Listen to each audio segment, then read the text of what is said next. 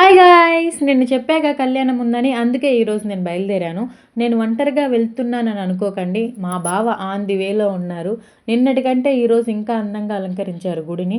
ముందుగా కొబ్బరికాయ కొట్టి ఆ శ్రీరాముని దర్శించుకొని బయటికైతే వచ్చేసాం కళ్యాణం చూడడానికి. సీతారాముల కళ్యాణం చూడడానికి మండపం, నేను, నా చిట్టి తల్లి, శ్రీరామచంద్రుని భక్తులందరూ ఆతృతగా ఎదురు చూస్తున్నారు. సీతారాముల రాక సమయం వచ్చేసింది. కానీ మేము మాత్రం చూడలేకపోయాం. ఎందుకంటే మా ముందు ఫోటోగ్రాఫర్స్ నిలబడ్డారు. ఇంకేం చేస్తాం, చివరికి ఎల్ఈడి టీవీలో చూడాల్సి వచ్చింది. కళ్యాణం అంతా బాగానే జరిగింది కానీ పైకి చూసి చూసి మెడ నొప్పి వచ్చేసింది. ఇంకో ఫన్నీ థింగ్ చెప్పనా, ఇక్కడ భక్తులు కళ్యాణం చూడడానికి వచ్చారో లేక మజ్జిగ ప్యాకెట్ల కోసం వచ్చారో తెలియట్లేదు. ఇంతలో మా బాబు ఏడుస్తుంటే వెనక్కైతే వచ్చేసాము.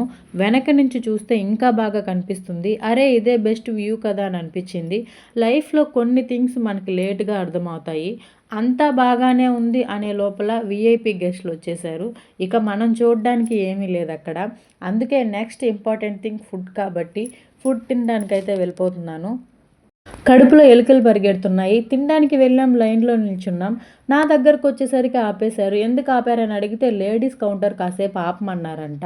మనం సరే సైలెంట్గా ఉంటాం కానీ మన అవ్వలు ఊరుకుంటారా? చిన్న గొడవ కూడా అయ్యింది.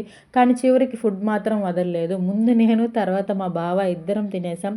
తిన్నాక కాసేపు రిలాక్స్ అయ్యి మా వాడిని జంపింగ్ ఎక్కించి ఇంటికైతే వచ్చేసాం. Bye guys! ఆగండి. నా ఫాలోవర్స్ అందరికీ శ్రీరామనవమి శుభాకాంక్షలు. అలాగే నన్ను ఫాలో చేయని వాళ్ళు ఫాలో చేయడం మర్చిపోవద్దే.